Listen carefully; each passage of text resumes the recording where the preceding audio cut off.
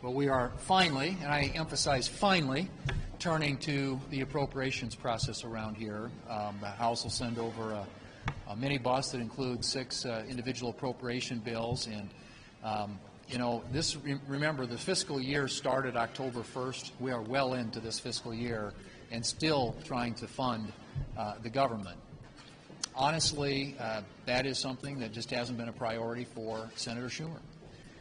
These appropriation bills, to the credit of Senator Collins, who is the Vice Chair of the Senate Appropriations Committee, and members of the Senate Appropriations Committee, reported out of that committee all these bills by the end of July. And we're finally getting some of these and a chance to vote on them on the floor. And if you look at the process since then, we succeeded in getting 3 of those bills on the floor in the month of November.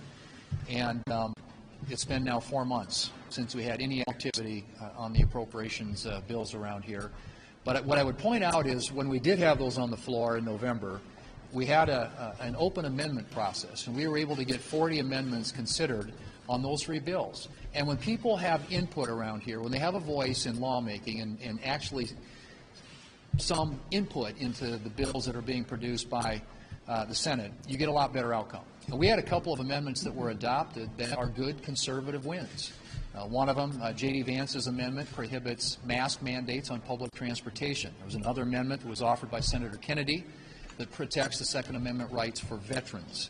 My point simply is when you have an appropriations process where the bills get reported out of the committee, that brought up on the floor, open up the amendment process, you get a better outcome and a better result. Not only do people feel more invested in that process, but you get better bills because you get the representation of people from all across this country on both sides of the political aisle.